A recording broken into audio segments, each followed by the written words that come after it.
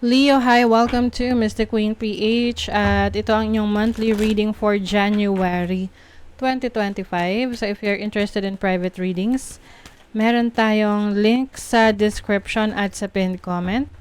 Paki-check nyo lang yung information kung paano mag-book for a private reading. And please subscribe to our channel to show your support. Like, share this video at comment na rin kayo kung kayo naka-resonate. Okay, let's see. Leo, what's up for you ngayong January 2025? What are the energies coming to you January 2025? Leo.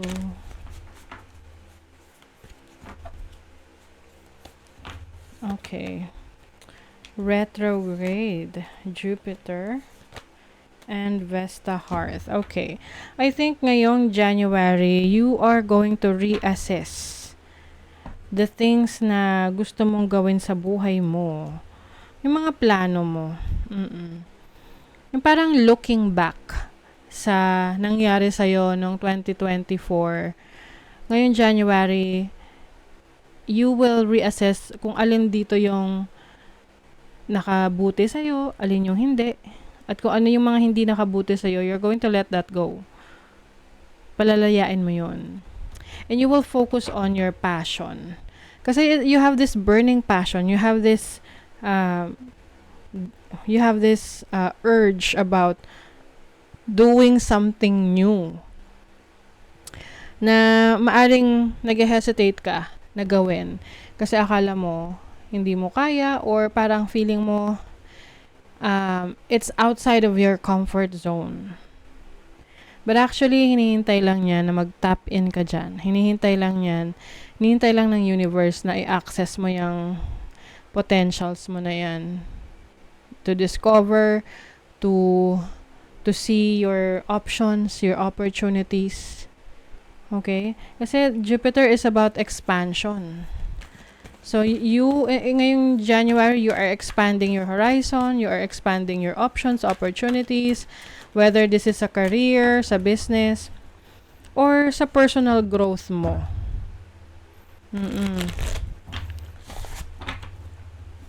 Pwedeng yung iba, you are rethinking, reassessing yung inyong trabaho, career path, if this is really what you wanna do. Kasi kung hindi, hahanapin mo kung saan yung passion mo.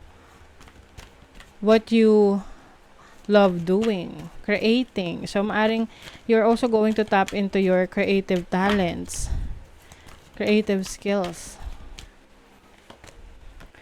The Wheel of Fortune, merong change, Oracle of Pentacles, the Temperance, Two of Swords, the Strength card, which is your energy as well.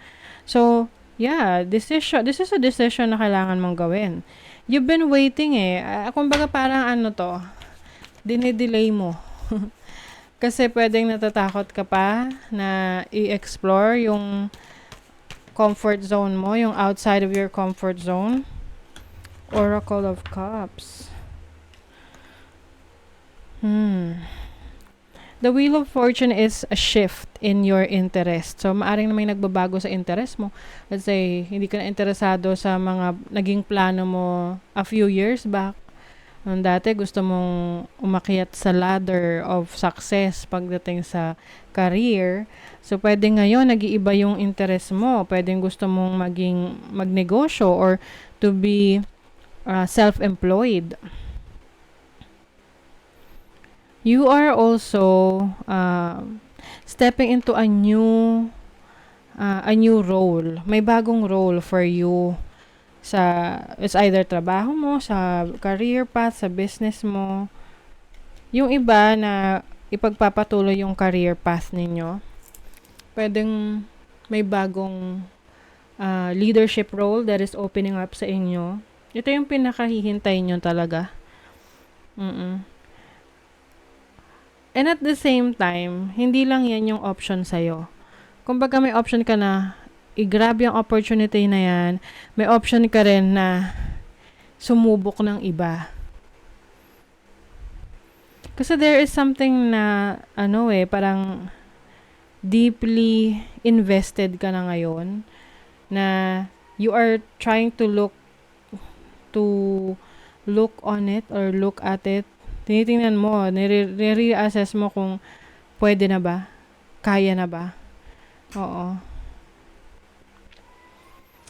Let's say, for example, you're a content creator. Tapos, ginagawa mo lang yan as side hustle. Meron kang iba pang trabaho na major mong trabaho. And then, all of a sudden, naging maganda yung takbo ng career path mo as a content creator. So, ngayon, you are thinking kung ipagpapatuloy mo pa ba yung trabaho mo at magpo-full time ka sa content creation. Talagang major decision yan na kailangan paghandaan. Kasi, yung mga trabaho online, anything can happen Pwedeng mawala yon, 'di ba? Actually, nothing is guaranteed naman. Whether may trabaho ka ngayon sa traditional na companies, pwede ka rin nilang tanggalin anytime, 'di ba? So ngayon ang na lang dito is kung gaano kalakas yung loob mo to see your other potentials, to explore to discover your potentials. Kasi mas marami ka pang abilities Danger, especially in money matters. So, pay attention to your kaperahan mo. Iwasan mong magdesisyon ng hindi na pag-iisipan. Especially major decision in terms of your finances, your spending, or investment. Okay? Bowl. Plenty of material things. Ayan, may your resources are there for you. Kumbaga, you have the resources that you need. Yung iba sa inyo kung kayo ay into agriculture, pagtatanim, may farm kayo, so maganda yung magiging ani ninyo. Someone is extremely stubborn and unwilling to change. Maaring ito yung energy ninyo na meron kayong kailangan baguhin pero parang hindi nyo talaga kayang i-let go. Dark man, dealings or relationship with a man with a dark complexion.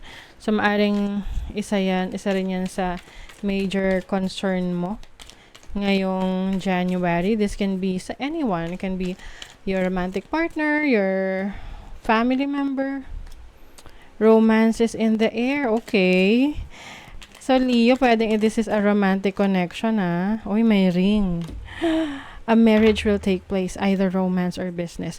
So, pwedeng yung iba sa inyo, papasok kayo sa isang committed relationship ngayong January, or pag-iisipan mo kung papasok ka ba sa isang romantic relationship. This can be a water sign, Cancer, Scorpio, Pisces energy. Okay. So, let's see what else. Leo for January 2025. Conservation. Make conscious choices. Ayan, maganda to. Ito yung pinaka-advice sa inyo. Make conscious choices. So, ibig sabihin niyan, yung pinipili mo, alam mo kung ano yung consequences niya. Kumbaga, aware ka sa posibleng maging resulta niyan. Squirrel, spiritual maintenance, be your own caretaker. Yes. You're also taking care of yourself, your spiritual needs. Alam mo kung ano yung mga bagay na dapat mong gawin para sa sarili mo, para magkaroon ka ng peace of mind and clarity. Kasi yung meditation, it also helps, na para magkaroon ka ng peace of mind, and dahil doon magkakaroon ka ng kaliwanagan kung ano yung gagawin mo.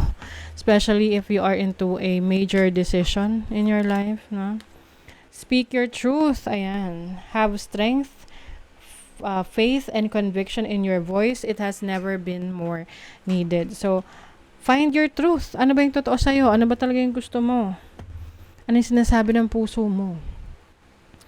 Yun yung magli-lead sa'yo sa bagong direction na tatahakin mo.